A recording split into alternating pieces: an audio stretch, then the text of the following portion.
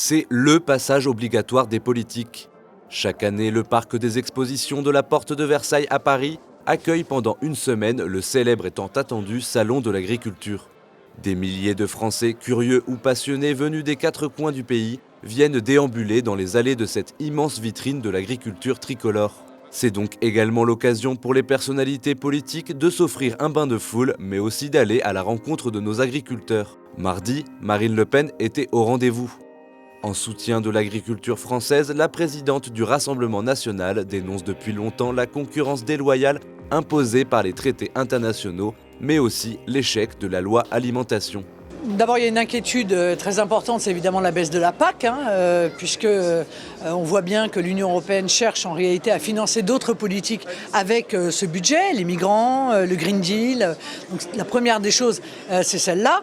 La traçabilité, qui permet en fait de faire du patriotisme économique, permet aux consommateurs de faire du patriotisme économique, elle est quand même en danger, puisqu'aujourd'hui elle n'existe que grâce à une dérogation. La concurrence internationale déloyale, et notamment de la part de produits qui ne respectent absolument aucune norme et sur lesquels aucun contrôle n'est fait.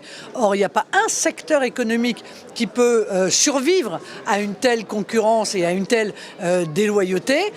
Évidemment, leur retraite, dont on voit que le président de la République a fait des promesses qu'en réalité il ne comptait pas tenir, c'est-à-dire sur les 85% de SMIC pour les retraites pleines des agriculteurs. Je veux dire, il y a toute une série de sujets aujourd'hui qui méritent qu'on se batte, peut-être qu'on fasse un bras de fer pour défendre une nouvelle expansion de l'agriculture française. Parce que moi, je ne suis pas là pour gérer la pénurie, c'est-à-dire pour voir les agriculteurs baisser d'année en année et que ce salon de l'agriculture qui est une vitrine devienne un musée. Marine Le Pen sait que l'accueil est souvent chaleureux dans les allées du Salon de l'agriculture. Et pour cause, le vote pour le Rassemblement national progresse dans la ruralité. Malgré tout, la candidate à l'élection présidentielle de 2022 doit affronter une réalité, la perte de confiance des agriculteurs dans les représentants politiques, tous bords confondus. Les politiques, en général, sont déconnectés de la base. Moi, je ne suis pas du tout concernée. Elle est députée européenne, elle est agricultrice. Elle aura beau essayer de résoudre le problème, mais je ne pense pas qu'elle va y arriver. C'est pas possible. C'est plus loin que ça. C'est l'administratif qui gère tout ça. Donc les politiques, pour moi, c'est pas possible qu'ils n'y arriveront pas. Ce que vous faites répond à peu près à ce que nous on propose, c'est à produire local. Après, on peut faire des produits, on pourrait vendre des produits, des gâteaux qui sont brésiliens, marocains, etc. Ce qui est important aujourd'hui, je crois, c'est de renouer avec le local et de faire en sorte que vous puissiez créer de l'emploi en France. Le Rassemblement national a une autre lourde tâche, répondre aux enjeux écologiques. Des inquiétudes partagées par les Français qui entrent trop souvent en confrontation avec la réalité du monde rural. En effet, il est difficile de concilier les impératifs verts avec la concurrence internationale, bien moins rigoureuse sur le respect des normes environnementales. Aujourd'hui, nous avons des normes qui sont les plus élevées du monde. Nous avons un comportement écologique qui nous met dans les premiers pays au monde en termes de respect de l'environnement.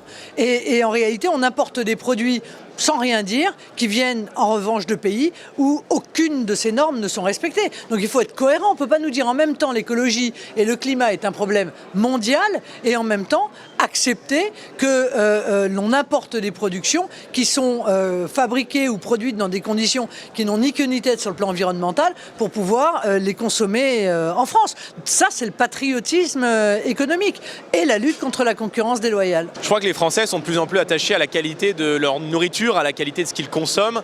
Et c'est vrai qu'ils ont une chance en France, c'est d'avoir peut-être les produits les plus vertueux, les produits les plus normés, les plus propres au monde. Mais ces produits, il faut savoir les protéger, il faut savoir les accompagner. Il faut notamment accompagner les transformations vers le bio qui sont aujourd'hui très largement insuffisantes. Il y a une véritable inquiétude aujourd'hui pour nos agriculteurs, c'est les budgets qui leur sont alloués par la PAC, puisque l'accord avec le Brexit prévoit notamment une baisse des crédits européens et une baisse pour la PAC. Et donc nous, on souhaite pérenniser ces aides qui sont attribuées dans le cadre d'une politique agricole commune pour faire en sorte que nos agriculteurs puissent aujourd'hui vivre décemment de leur travail. Pour Marine Le Pen, cette immersion dans le salon de l'agriculture était également l'occasion de revenir sur le bilan de son principal adversaire, Emmanuel Macron. La présidente du Rassemblement national n'a pas manqué de critiquer sa politique destructrice vis-à-vis de l'agriculture française. Les gouvernants français ont fait une croix sur l'agriculture.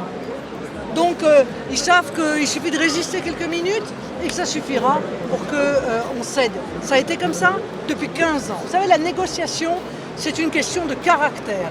Voilà. Et je ne crois pas qu'Emmanuel Macron ait le caractère pour ça. Si le Rassemblement national semble pouvoir compter sur le vote, convaincu ou par dépit d'une large tranche du monde rural, le parti de Marine Le Pen devra redoubler d'arguments pour persuader les agriculteurs, parfois au bord de la falaise. En effet, ces derniers dénoncent souvent la toute-puissance de la politique agricole mise en place par l'Union européenne et beaucoup militent pour en sortir. Une sortie de l'UE que ne défend plus le parti patriote, qui préfère miser sur une transformation de l'intérieur à laquelle beaucoup ne croient pas.